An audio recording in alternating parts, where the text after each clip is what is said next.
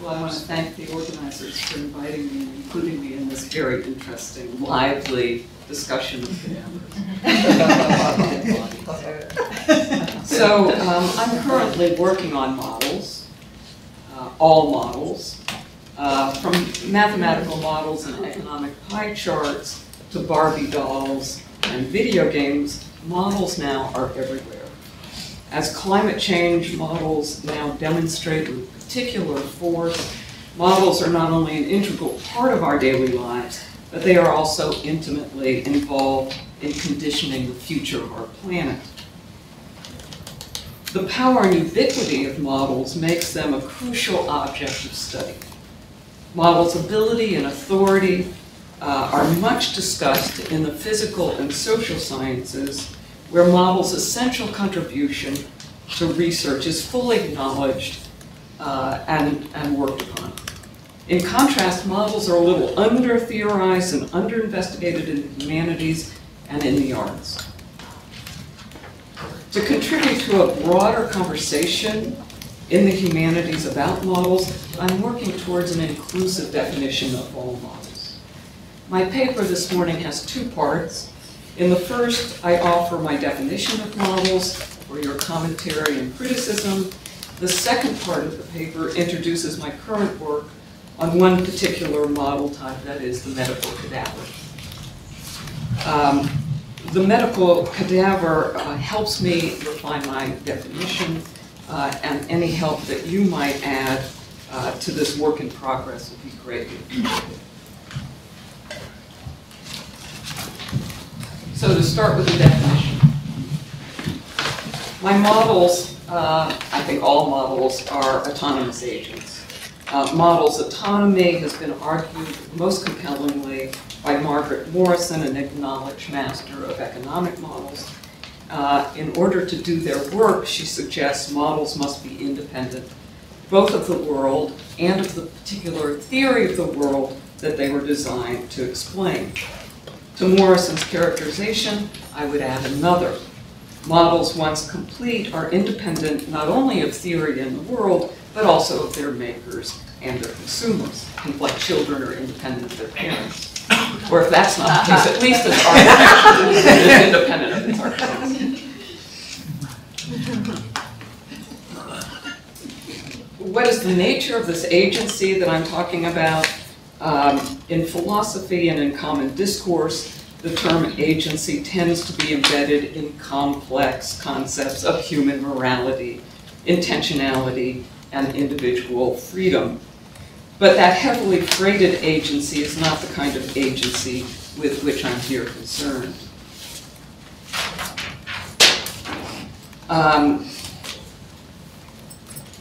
In chemistry, an agent is merely a substance, but it's a substance that has a physical, chemical, or medicinal effect on proximate objects.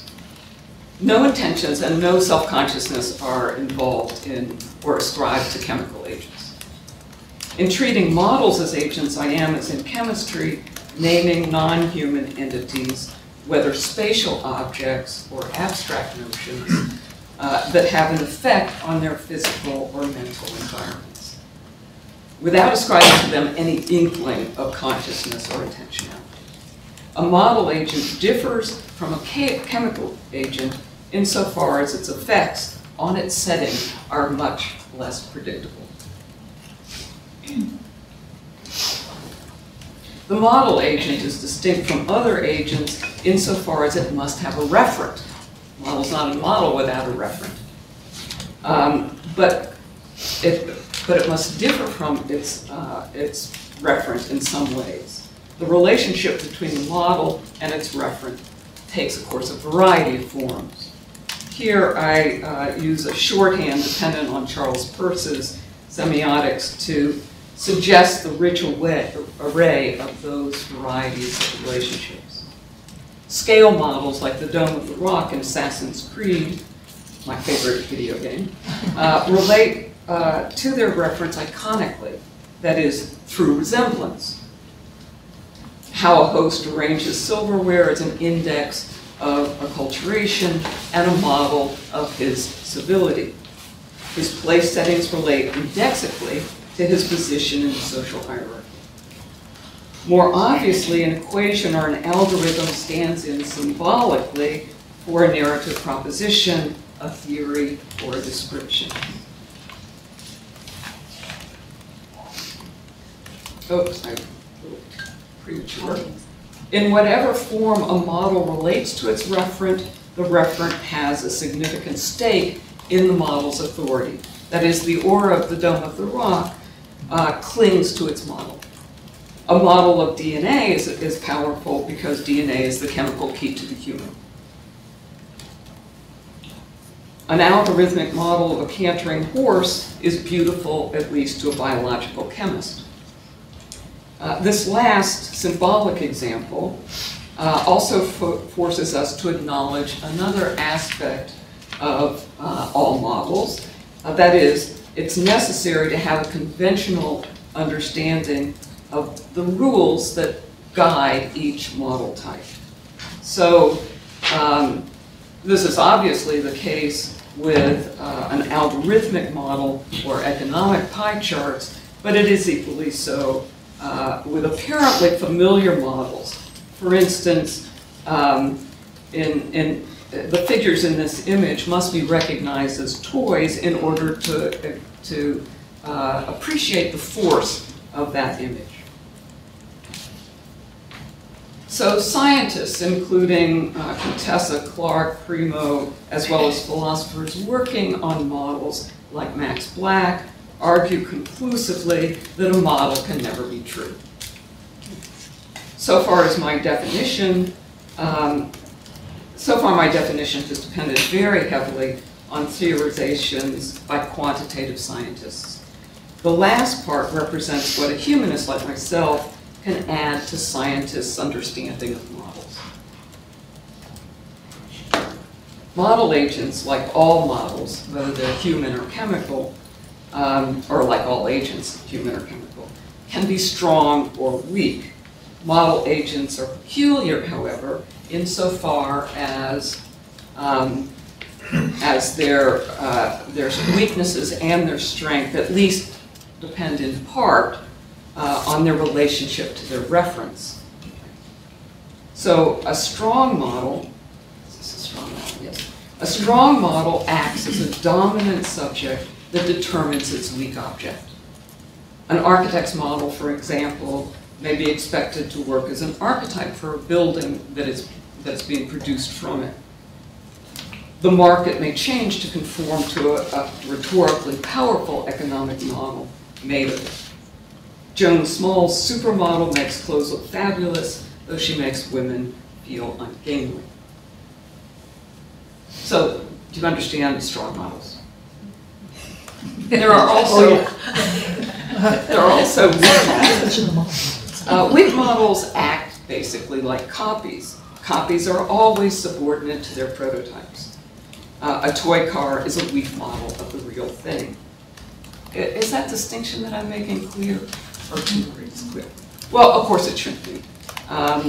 Because model agents, in contrast to other kinds of agents, exercise their agency in part by oscillating between strength and weakness. I'll pick up my mess afterwards. A Barbie doll, for instance, is a weak copy of a supermodel, but she may well contribute to a later eating disorder of her possessor.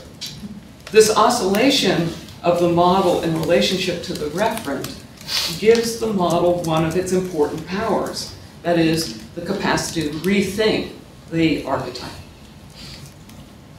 Nothing in my definition so far has elicited any resistance from the quantitative scientists to whom I've presented it. Not a problem with economists and economists' conferences or with physicists. That's not the case with some of the later things that I do in my definition. And in fact, its last sentence is particularly problematic for scientists. That is, historical models in my project. In my project, I use historical models from pre-modern, modern, and Anthropocene times to try to make the case for a correspondence between model making and world thinking. I note that the conceptions of the world change, and as they do, so do the ways that models are made and thought about. These models also demonstrate the historicity, politics, and discursive nature of models. Those are some of the models that I use to make this general point. But one of the historical models that I've been using most lately, and on which my research is ongoing, is the medical body model, that is the cadaver. The cadavers help me think through two apparent weaknesses in my definition. First, that the model must be distinct from its referent. Here, the model and its referent do not appear to be systemically different. And second, that the model is historical. The body model appears not to have changed greatly since humans became interested in investigating their own interiors. A cadaver of 3rd century BCE Alexandria, it might seem, is not significantly different from a cadaver in the gross anatomy lab. So those are the two propositions that I'm considering.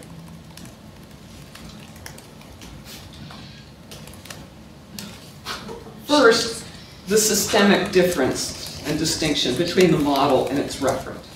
The term model is now commonly applied to bodies that work for artists, clothing designers, and Miss Universe contest organizers.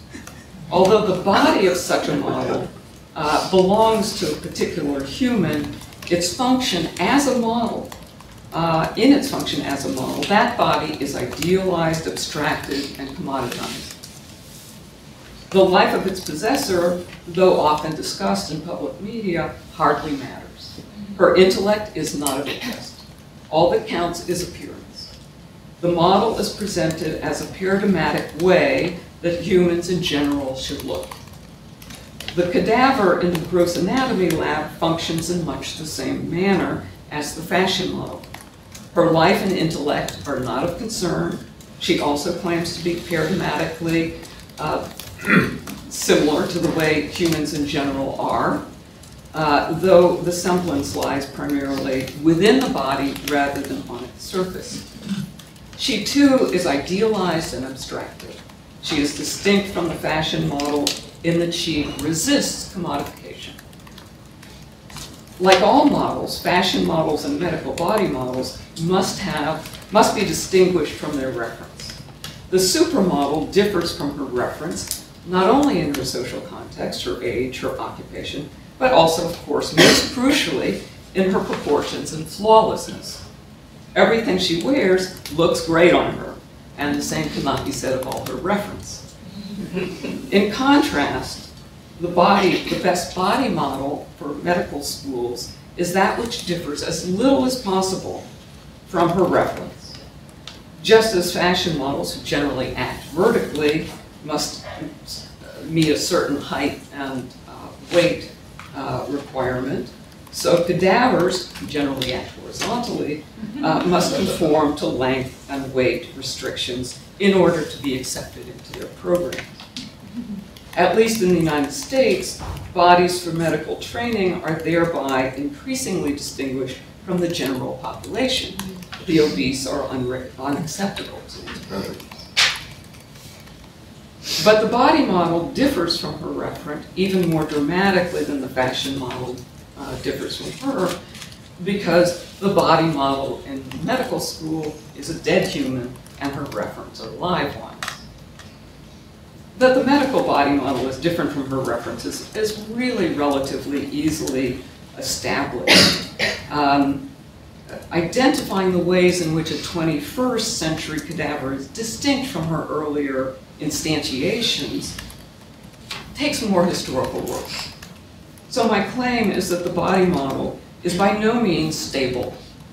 As society and technology change, so does the body model. These shifts are demonstrated by body models from different historical moments. So it's a little historical review of cadavers. It's hard to find cadavers in medieval manuscripts. In antiquity and in the Middle Ages, the medical body model was appropriated without the consent of its occupier, and at least occasionally used while still living. So vivisection was famously practiced in Hellenistic Alexandria and described in the 1st century by Cornelius Celsus. As pains and also various kinds of diseases arise in more internal parts, some physicians hold that no one can apply remedies for those who are ignorant of those parts themselves. That is, in order to be a good doctor, you have to know where the problem lies. And if you don't know the interior of the body, you can't do the work properly. So 2 of the doctors in Alexandria did this in the far best way when they laid open men while still alive, criminals received out of prison from kings, and while these were still breathing, observed parts which beforehand nature had covered up. So vivisection happened in Alexandria. It also continued through the Middle Ages, at least in the eastern half of the empire, the civilized half of the empire. Oh, and that's of course where this image comes in. Vivisection continued through the Middle Ages. The chronicler Theophanes describes the execution of a certain Christianus in the year 765. That's in the 8th century. Christianus, wonderful name, was an apostate, though, from Christianity, and leader of a brigands band. He was captured, this is a quote from Theophanes. He was captured and executed. They cut off his hands and feet on the mole of St. Thomas, that's in Constantinople, brought in physicians and dissected him from his pubic region to his chest while he was still alive. And they did this to better understand the structure of man. So it's very clear that this was a dissection by medical practitioners. In this condition, they gave him over to the fire. So, Christianus unwillingly provided a medical body model that was physically remarkably proximate to his reference. Although known and named, he was separated from them by his crimes and by his false understanding of God.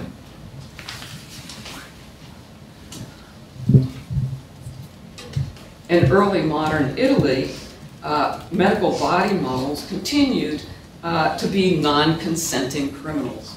Medical body models could not be members of the body politic.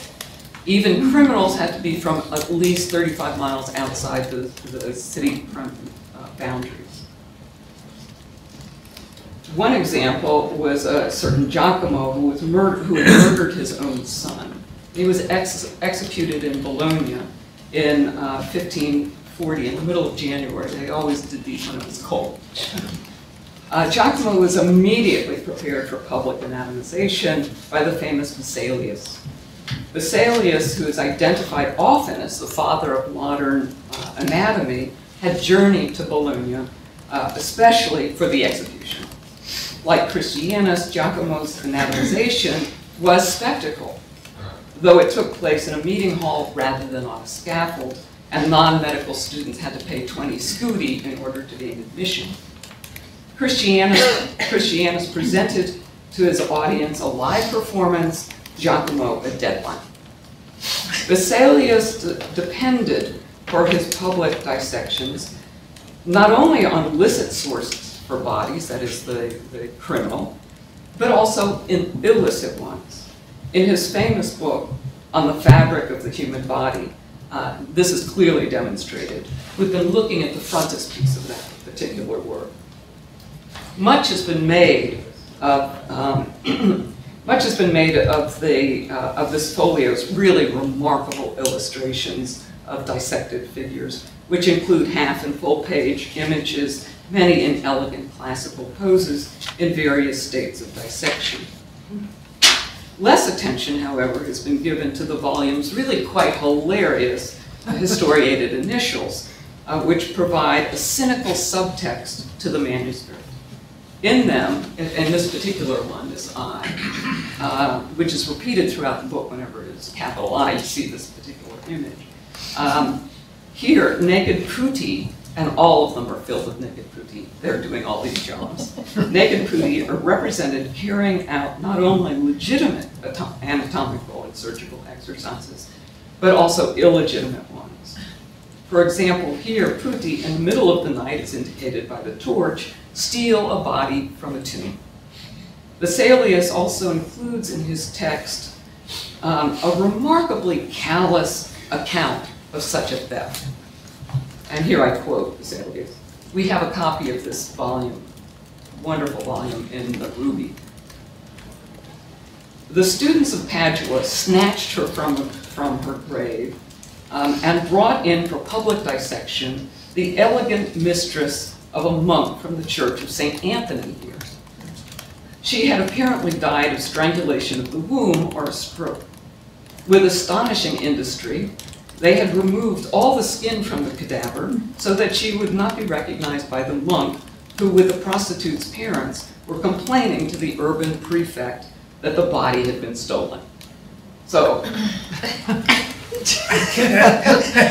this is totally illegal, but it was certainly published. These early modern examples demonstrate the desire for fresh bodies, or at least for those that had not been too long in the tomb.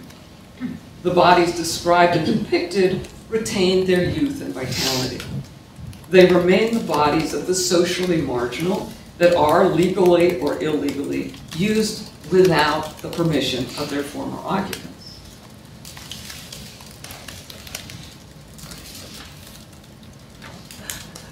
By the 19th century, the systematic investigation of the human body became de rigueur for medical practitioners throughout Europe and North America. The demand for fresh cadavers increased enormously. Those who supplied doctors with corpses were found to be acquiring them from the marginal living as well as from the liminal dead.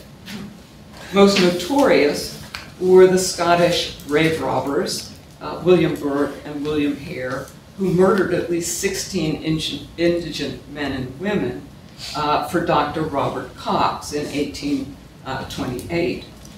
Burke himself was executed and then anatomized, and you can still see his bones. More subtly, grave robbers extended their harvest to bodies from burial sites of paupers and slaves to those of the middle class. The need for cadavers finally infringed on the sensibilities of those of with social standing. Riots resulted. For instance, in 1824, after the theft of the 19-year-old daughter of a substantial farmer from her grave in West Haven, Connecticut, local militia had to protect the Yale College of Medicine from being burned down by an angry mob.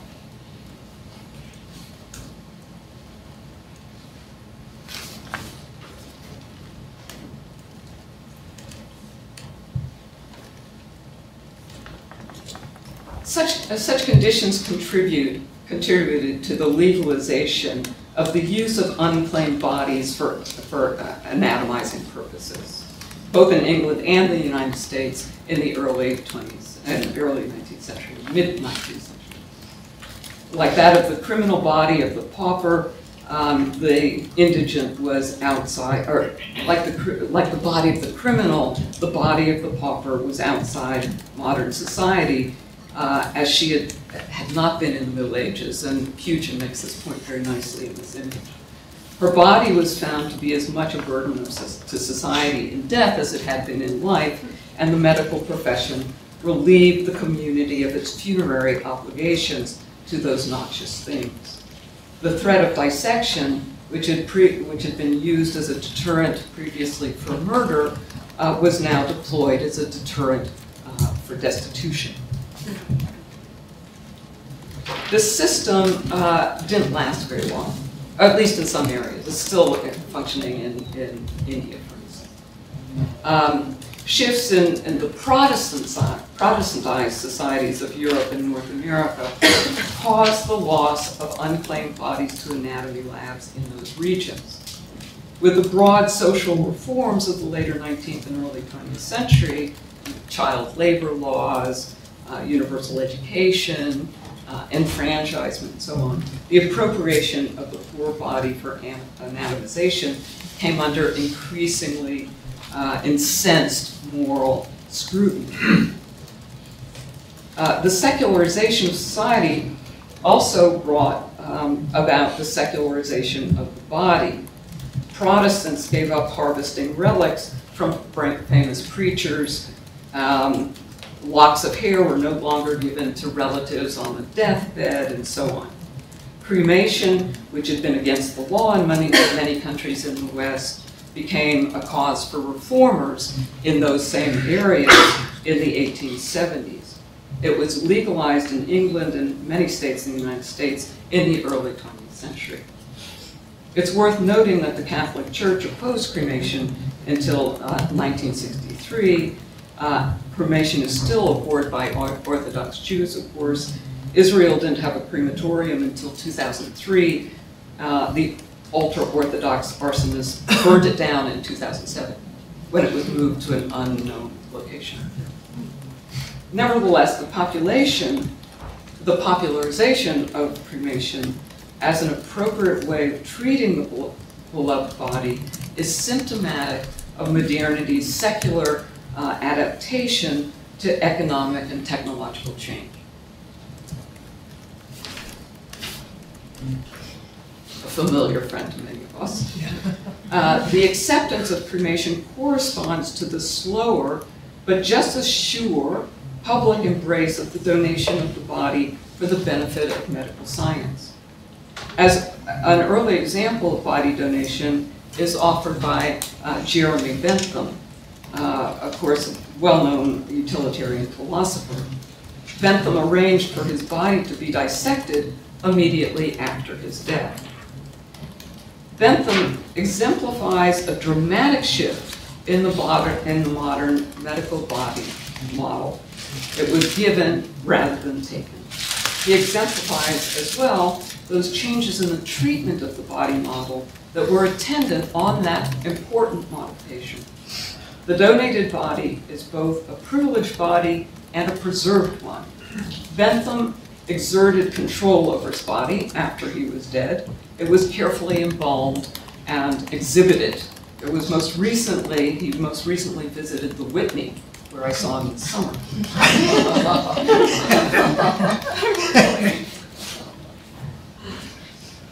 That's not the right one. This is an older, oh, well, this will do. A final contemporary cadaver provides an index of the changed ontology of the medical body model. That cadaver is one of 40 now in the lab in the basement of Duke South. She is the subject of the study of 5 first-year medical students and myself. She is, to us, anonymous. Teams often name their cadavers in order to avoid referencing the body as it. Our cadaver is named Lucy. There are no photographs allowed, of course, in the lab, so these are all kind of stand-ins as background or wallpaper. The donated body is carefully treated. We are mentored in how we should appropriately behave with her. Moreover, even if she is anonymous while she does her final work, program administrators keep very careful track of her. After she has made her final contribution to science, her dissected remains will be cremated and then returned to her family or distributed this is quite funny. Or distributed in Duke Forest. Lucy's end will be marked with a commemorative service involving those who learned from her. The body retains its personal history and indeed adds to it. In return to the question of the historical difference, where I began, Difference is not marked by an elaboration of ritual or indeed biography. Earlier medical body models were the focus of ritual, at least as elaborate as that which enfolds Lucy. Like Lucy, Christianus, Giacomo, and William Burke also had histories. In fact, one might even say that they only had histories because they were anatomized. But the ontology of the body model has changed. Lucy was and remains an integral part of her community. She's still beloved and still honored. What is more apparent, and which I can't show you, of course, is that the body itself is very different. Shortly after her death, Lucy was embalmed and refrigerated. She is heart-renderingly, humanly present in the lab. But she's no longer fresh, as were the abject bodies of the past. In contrast to Jeremy Bentham, she was embalmed before rather than after her dissection. Although she is as complex and idiosyncratic as her reference, that is us, she has lost her natural color and viscosity. She is also much less dangerous to her observers than were the toxic bodies of the recently dead used up till the 19th century. The form of the body model, then, is dramatically changed. The medical body model, like all models, is profoundly historical, and it will continue to be so.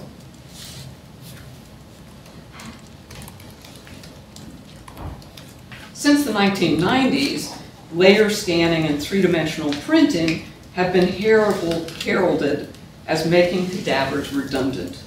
Animated mannequins programmed with various physical disabilities have been patented. These objects have, however, so far proven very weak models of the human body.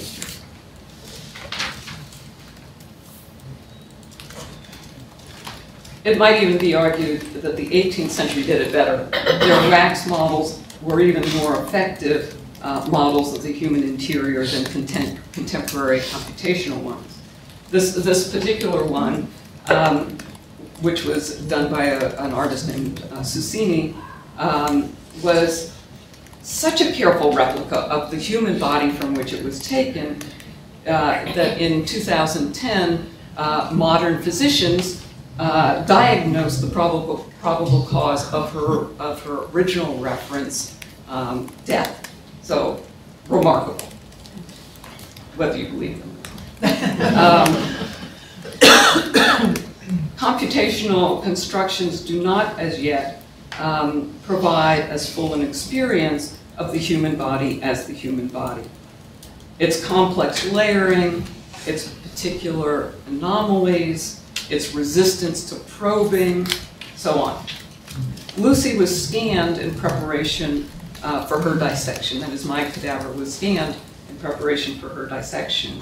But the team consistently considers the body before it consults the scan. The scan is always secondary.